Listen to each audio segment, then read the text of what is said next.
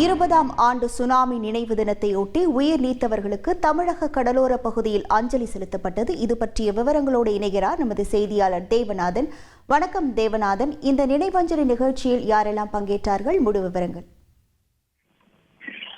கடலோர பகுதிகளில் தமிழக கடலோர பகுதிகளில் 2004ஆம் ஆண்டு தாக்கிய சுனாமியின் காரணமாக ஆயிரக்கணக்கானோர் உயிரிழந்தனர். இந்த சுனாமி தாக்கி 20 ஆண்டுகள் நிறைவு பெற்றாலும் அதன் சோடுகள் இன்னும் அழியாமலே உள்ளது.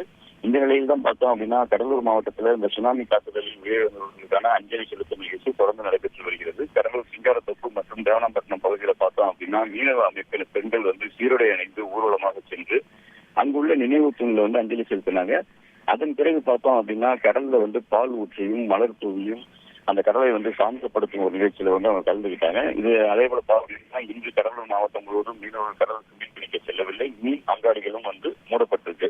இதே போல பார்த்தோம் அப்படின்னா சென்னை மெரினா கடற்கரையில தமிழ்நாடு மீன தெருவுக்கு 4-5 பானிபூரி கடை இருந்தாலும் வருமானத்துக்கு மட்டும் பஞ்சமே இல்ல.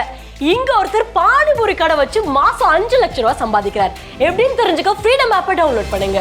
கடற்கரை சார்பில் ஏற்பாடு செய்யப்பட்டுள்ள இந்த 20ஆம் ஆண்டு சுனாமி உயிர் நீத்தவர்களுக்கான அஞ்சலி செலுத்தும் நிகழ்ச்சியில தமிழக ஆளுநர் ஆர்.என். ரவி கலந்து கொண்டு அஞ்சலி செலுத்தினார். அங்கிருந்த புகைப்படத்திற்கு மலர்தூவி அஞ்சலி செலுத்திய அவர் கடற்கரையில் பால் ஊற்றி அந்த கடலை சாந்தப்படுத்தும் நிகழ்ச்சியில கலந்து கொண்டார். இதே போல குமரி மாவட்டத்தில் கடற்கரை கிராமங்களை சுனாமி பேரலை தாக்கி தற்போது 20 ஆண்டுகள் நிறைவு பெற்ற நிலையத்தை முன்னிட்டு மேலமணக்குடி மற்றும் கீழ்மணக்குடி உள்ளிட்ட அனைத்து கடற்கரை கிராமங்களிலும் உள்ள தேவாலயங்களில் சிறப்பு திருப்பதி நடைபெற்றது.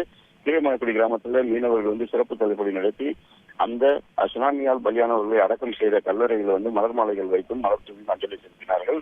வேதாரண்யத்தில் 20ஆம் ஆண்டு சுனாமி நினைவு தினத்தை முன்னிட்டு முன்னாள் அமைச்சர் OS மணியன் கடலில் பால் ஊற்றி மலர் தூவி அஞ்சலி செலுத்தினார். நாகை மாவட்டம் வேதாரண்யம் அடுத்த ஆறுகாட்டுத்துறை கடற்கரையில் சுனாமியால் உயிரிழந்தவர்களுக்கு அஞ்சலி செலுத்தப்பட்டது. முழு விவரங்களுக்கு நன்றி தேவநாதன்.